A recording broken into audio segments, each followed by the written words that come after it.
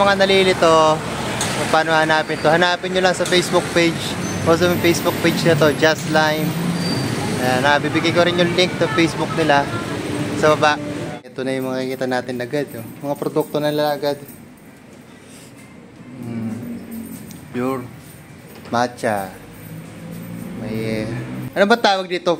Dried or dried mangoes. Dried foods. Dried snacks. Iba-iba. Ito may mangga, vegetable, parang pinya ata to. May dried pineapple. Iba-iba, marami.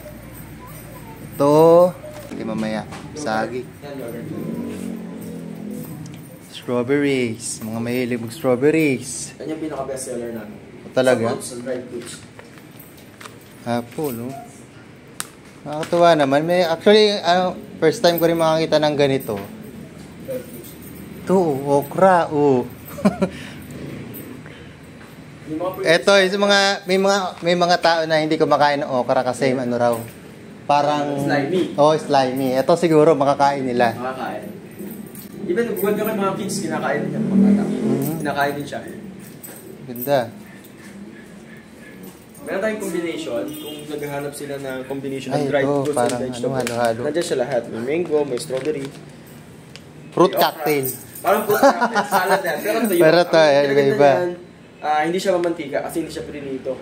Bake through oven siya, so wala siyang oil.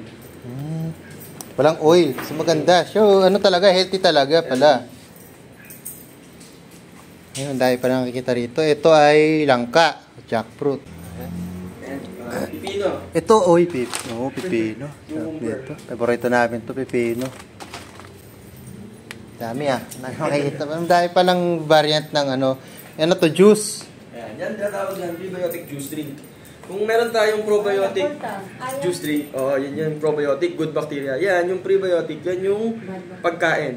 Pagkain ng good bacteria. Good bacteria sa loob ng katawan natin. May mga buy one take one, hot items.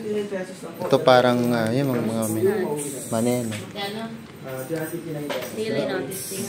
Hindi siya katulad pala nung iniisip ko na parang kasi may dried mango sa bahay, di ba? Iba rin. Nasa ba yung dried? Ito. Para siyang banana chips.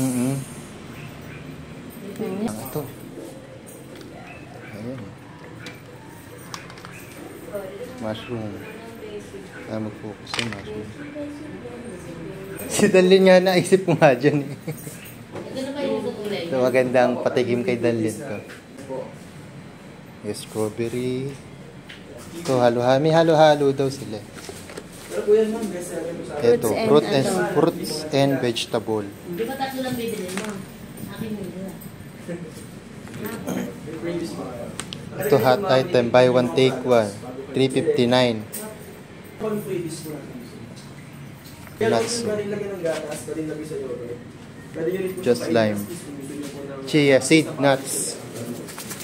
Ito chia seeds. Sa likod is manufacturing. Pag ginugat ang statement po ito, 360 days yung shelf life. Ito. Parang vegetable. Seed yogurt. Nut cereal. Cereal. Wow. Ito rin.